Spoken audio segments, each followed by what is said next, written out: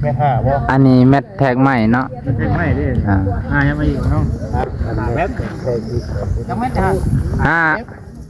เมตรแมทสบายดีพ่อแม่พี่น้องลุงป่าเบิร์ดสุขคนแต่สวัสดีครับพ่อแม่พี่น้องที่อยู่ประเทศไทยสบายดีเด้อพ่อแม่ที่อยู่ต่างประเทศมื้อนี้เบาน้องกะมาเบิ่งดินน้ำเอ่ยนวลมาเบิ่งดินน้ำเบาแสนพ่อแม่พี่น้องที่เพิ่นจะขายที่ใหม่นะที่ใหม่ที่เพิ่นเสนอช่วงหนึ่งแล้ววันนี้เพิ่นกะน่าจะตกลงคงใจได้แล้วว่าที่มองนี่น่าจะเป็นที่ขายจริงขายแท้นะให้พี่น้องเดี๋ยวไปเบิ่งบรรยากาศน้ำกันให้พี่น้องถือว่ากว้างอยู่ให้พี่น้องตามเบิ่งไปเบิ่งน้ำกันเลยให้พี่น้อง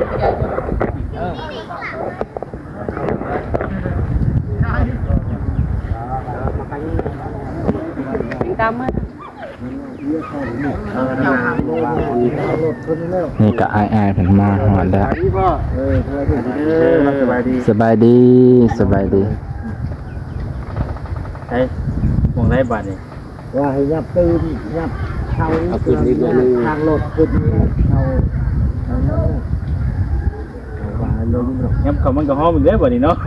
นึงนะปลายดอกหน่อยนึงให้ขึ้นนะก็ให้รถเข้าไปว่ารถกับมันเอาเที่ยวทางโค้งเอาก็ได้บ่คันยับทางนั้นออกนี้จนคือยับทางนั้นเข้ายับออกตรงนี้ในนั้นมันกว้างอยู่นี่มันกว้างทางนั้นมันหอมนั่นน่ะเสียงว่าที่เนาะในนั้นได้คือกันยับทางนั้นห้องทางนี้กว้างทางนี้ก็ได้เช่นกันโดย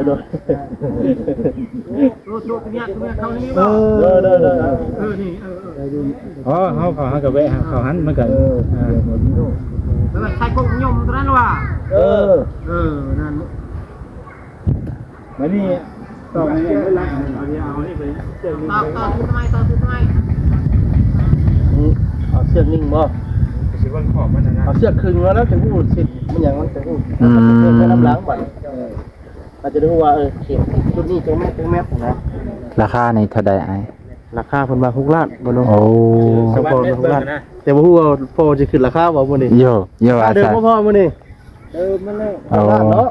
โดยขึ้นราคาก่อนกันมื้อได้มื้อปล่อยครับบ่ต้องมื้อครับบ่เด้อที่เพิ่นก็ว่าโอ้สปอนใจดีอยู่ว่าซั่นพี่แบงค์ให้เลยเนาะว่าบัตรจ้าขนมอยู่นู่นบ่แม่นแล้วเอาเชือกดึงนะสบายดีเด้อทางบ่นุ่งโดยสบายดีบ่แสนบ่ทันเพิ่นเด้อมาเสลักเลยแล้วก็ขึ้นมาเลยบ่ต่อลงอีกบ่ต่อเลยเนี่ยแล้วเนี่ยเอาต่อได้เนี่ยเอาอะไรมาต่อนี่อย่าต่อคาเฟ่กับพวกเราบันหลักครับดูไปเลยจะพูดเดี๋ยวต่อกูนี่มาต่อนี่ไว้เอาลักมาบักมาผังถ้ามันมีลักเอาลักมาเดี๋ยวนี้เชื่อมันก็จะได้พูดว่าตะปูว่าไก่กินตะปูมันของบ่เกิดลูกนั่นว่ะเกิดลูกมันกันแม่นเบาฟันตอนไหนเอาเวียงแต่ว่าเนี่ย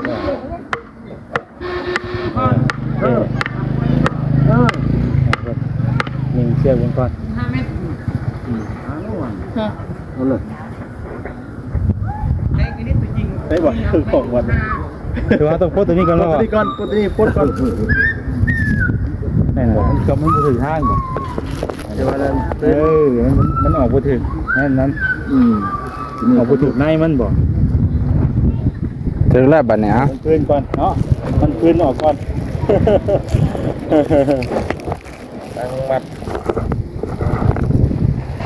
พอลงมาทางลัดที่เก่าบ่ทางลัดที่เก่าขนาดลัดยังบ่ทันพอดีแล้วนี่แม่นบ่มาฮอดนี่โอ้ยังกันได้เนี่ยไทยคลิปหากันได้10 นาทีแสดงว่าเฮาสาวกับเพิ่น6 นาทีไปเพิ่นน่ะมาถึงวันนี้เที่ยงก่อนมันจะเห็นได้เนาะว่าแม่นแล้วจะเป็นรูปธรรมเต็มทีทรงมันเนาะเห็นว่ามันเป็นเลี่ยมไปได้เอาคนมาต่อได้ยังเอาก่อนนั่นแหละโอ้เพิ่นแบ่งให้ถือว่าดีแล้วหาหลายหม่องหลายบ่อน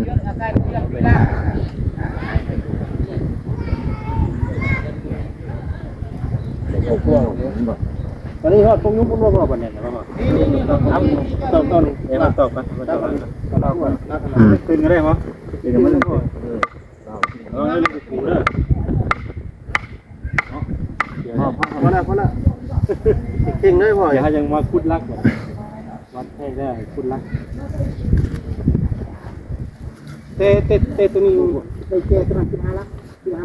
15เมตรเบอร์นี้พ่อนี่ให้รถคุณพ่อให้รถแมทเฮ็ดไปจ้าเขาให้เดี๋ยวนี้แม่บ่กล้าพ่อว่า15เมตรเดี๋ยวฮู้ลูกสิเด้เบิ่งเด้อเฮาแทกเขาเฮ็ดทางคือบ่ผิดเลยแทกบ่รู้นี่ยาตัวนี้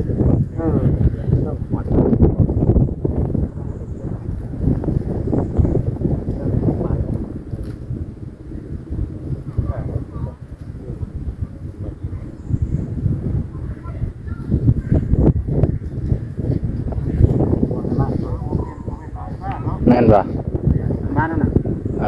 วันนี้ เขาอยู่ตรงนี้บ่แล้วมันเป็นนี่บ่ว่าเฮาบ่ได้เข้าไปถ่ายภาพบ่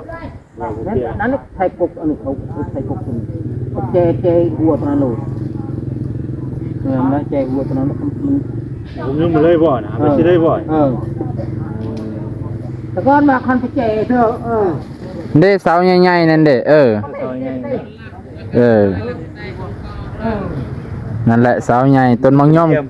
ต้นเลี่ยมไปหน่อย ต้นมังย่อมก็ให้เพิ่นเลยแถมต้นมังย่อม ต้นมังย่อมอีกว่าแม่นคอยปลูกกันเอาเนี่ยเข้าได้บัดมันต้องมาฟังนี่หรอวะฟังก็มังย่อมเบียว่าบ่ออกทางนี้บ่พวกยมอยู่ทั้งนั้นนี่มันตัวนี้รถแดงนี่ตัวนี้เอาเงินไปแดงเลยคิดว่าเสาตัวนี้เป็นแดนนะแล้วเอาตัวนี้บัดคันเขาอันนั้นมันคดอีกตอนนั้นบัดตามตัวนั้นเลยเนี่ยฮะตามนั้นเลยเอาลักนึงมาตอกใส่อันไม่ได้ลักตัวนั้นพอเลยชนะพอแล้วมันลักตัวนั้นแล้วลักมาตอกอย่างนี้อย่างนี้บ่ตอกก็ได้แล้วตัวนี้เขาพูดเลยเนาะเขาจดแล้วตัวนี้ได้เรียบร้อยอยู่น้ำแม่แล้วตัวนี้อยู่น้ำแม่แล้วเชียงเงินเลยได้ตัวนี้ได้โลก็ได้ตัวนี้นะขอเชียงมันถึงอ่ะขอตัวนี้ยังพี่น้องถือว่าที่ดินนี่ก็กว้างแล้วก็เหมาะไอ้ดีเหมาะอยู่แล้วก็กว้างทางเข้าก็สะดวกเข้าทางหน้านี่ไปพี่น้อง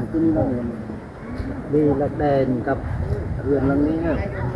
แม่นแล้วถือว่ากว้างนะถือว่าคักอยู่มันลักเลย10,000มันมีลักราคาสำนี้ก็กระดึงสุรักจนในตัวคนจนลักเลยเถอะอย่ามันต่ำเพื่อนเฮ้ยประตามมันตะตับตามปอปะเตยว่าตามดอก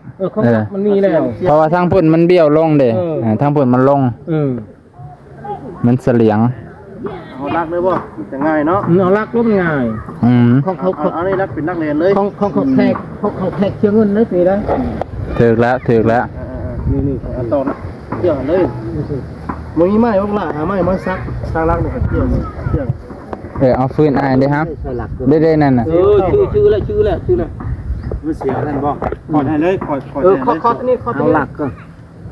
ขอเกี่ยวก็ได้มันตามพอดีตามใช่ไหมบอกโอ้ยตามก็ได้ไปรถฮู้กันอยู่แล้วว่ามองนี่เนาะมีลักอะไรไงที่ลักแดนอันนี้ข้างในข้างในนั่นทีนึงมันมีหนึ่งชื่อแล้วตรงนี้มันมีเหรียญมันมีลักเหรียญมีลักแดนนี่ได้เขาปลูกแล้วจะได้ก็เอาเขตแดนตัวนี้เป็นลักตรงนั้นก็มีลักแล้วโดย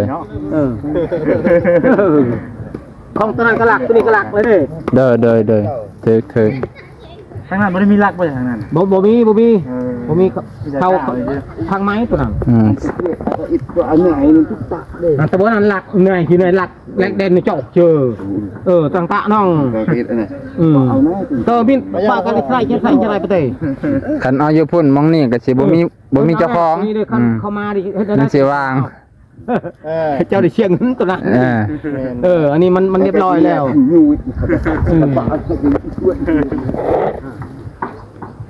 บ่เข้าดอกตาราง เขาจะรักเกิดรักเตเลยน้อยหนึงก็ให้เพิ่นซะ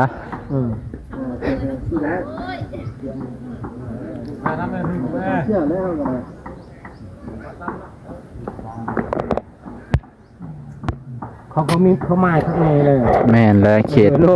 ตแดนตัวนี้ แดนตัวนี้เขาไม้ข้างในแล้ว ขนาดทางนี้เอาเขตตัวนั้นกับตัวนี้นะ ไม่ให้แล้ว มีแต่ตัวพ่นจังเฮ็ด ทั้งนั้นยามันเท่านั้นเขารักไม้ตัวนั้น แม่นทางพ่นจังเฮ็ดลักไม้ถึกเฮ็ด ในนั่น เรียบร้อยไปนะ เมื่อแพ็ก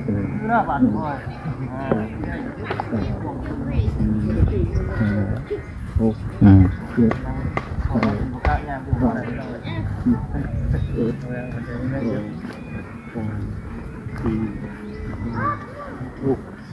เจ็ด อืม 7 เมตรโลเองนี่7 เมตรเวลา15ตัวนั้น15ตัวนี้17อะไรจอจอคนมันทางแล้วคำบอกคือออกให้เสมอมันจากการตัวนี้ไปนิ่งมาตัวนี้เนาะแล้วก็นิ่งมาพุทธเปลี่ยนจากวันนี้เนาะวันนี้เป็นเหลี่ยมแล้วนี่เป็นเหลี่ยมแล้วนี่เนาะเป็นเหลี่ยมที่ต้นนี้หาตัวสั่นตัวยาวแล้ว เป็นยังครับตัวนั้นเห็นแล้วพอเขาเป็นเขาจะจดไว้ขายนี่1 เมตรขายนี่1 เมตรขายนี่1 เมตรขายนี่1 เมตรตัวนั้นมันจะชี้เจให้เขาต่างแต่ว่ามันสิบ่ซ้ำกันเสียนะซ้ำกันสุดเลยสุดล็อกเลยล็อกได้ป่ะไม่น้ำเลยเนาะไม่ชักไว้เม็ดมันสั่นเนาะมันสั่นเนาะเม็ด5บ่อันนี้เม็ดแท็กใหม่เนาะแท็กใหม่ดิยังมาอีกเนาะ5 เมตรจังเม็ด5 เมตร5 เมตรเอา10หาผมมี10เนาะ115ดีจัก14ตัวนี้14เอาบ่เอาบ่เขาแท็ก14มันจะแท็กจักทั้งเม็ด13แน่ครับเท่าไหร่4 เมตร4 เมตรดีนะนี่4 เมตร6เนาะโอ้14พอดี14บ่โดยถึกเลยโอ้ถึกตัวนี้โดย14 เมตรเนาะ14ตัวนี้แม่น14ตัวนี้15ตัวนี้แท็กมันจะแท็กเบิ่งเราแท็กเบิ่งขายนี่14อันนี้ทึกเราตัวนี้14ทำนี่14ได้ถูกต้องพอเพิ่นกะถูกเว้ยสั่งอยู่คนธรรมดาเนาะแต่แม่นวิศวกะของแท้ดิขนาด14กิโลเนาะข้างก่อนอันนี้ก็10เนาะ10เดี๋ยวมานุ่มพวกหมายเลยเด้อเด้อ14พอดีป่ะ4 เมตร 80โอ้อีก20 เซน4 เมตร 80เนาะไร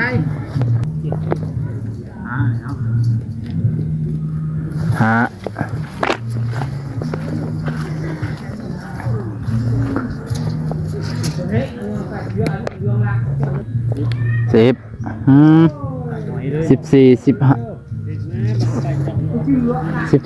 14กว่าอีกเนาะ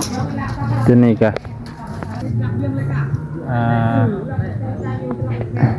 เท่าตัวแดงๆรถน่ะคิดเท่าไหร่วะ100 เม็ด1 เม็ด20 เม็ด40 50อะไรวะกี่16 10เนาะ10 เม็ด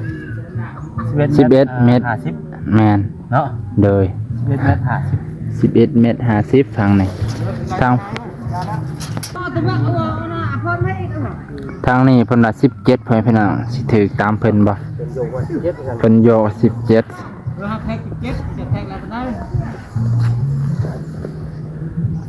เนาะ เกือบสิซ้ำกันนั่นแหละห้า15 เจ็ดถึงแล้ว เนาะนี่เจ็ดดีเยอะเลยเนาะเจ็ดดีบ่จะกู้บ่เด้ กึบ15ได้พอได้ยังไงวะอันนี้10 ตัวนี้ก็16 17แม่90เงิน2เม็ดนั่นเท่าไหร่วะนี่15นี่15นี่เม็ด16เม็ดกับอีกกัน90เซน เอาอีกน้อยหนึงอีก10ก็ถูกต้อง17เนาะ แม่น 17เกิด17ปัญญาอีกแล้วนึงมัน17เลย แม่นอีก90อีก10เซนทางนี้14พอเวลาทางนี้14ทางนี้14กับ10เซนทางนี้ก็14กับ80เซน ใช่ในบ้านเป็นบ้านหรอบ่ ทางนี้14เท่าไหร่เนาะลืมเลยทางนี้ละสิกวางไหมพี่น้องทางนี้กวาง แล้วบ่อยู่บ่ กวางเกือบ17 รักบ่ 14 8 10 14 8 10เซน 14 80เซนแม่น อันนี้12 5 12 11ตัวนี้ไอ้ ในทาง 50กับ50ตัวนี้เกือบ17ตัวนี้เนาะ เลยทั้งพุ่น12นี่เนาะแม่นบ่10 เบอร์นั้น11ครับ โอ้ 10เซน 11 เบอร์ล่างทาง อ่า เบอร์50เซน ทางหล่างสิจอมเขาเนาะ มันเป็นอย่างนี้ เลย สิตัวมึงนี่ กวางนี่ทางนี้ไปพี่น้อง ทางนี้เติบอยู่เลย โอ้ใหญ่ นี่มาโอ้ครับอยู่ เว้ยบางยาดอนเนี่ยกูมีตัวกระดอนเลย ที่จริงทั้งพุ่นเอาออกให้ก็ได้ดิทั้งพุ่นเอาออกให้ก็ได้ เอ้าคันสิว่าถนนก็เอาหัวแต่นั่นออกเด้เอาหัวเนาะเอาหัวออก เฮือนดิ แม่ ถ้ามันจะกลับตรงนี้เดี๋ยวว่าจะถ่ายมันไก่พ่วงอยู่ได้ว่า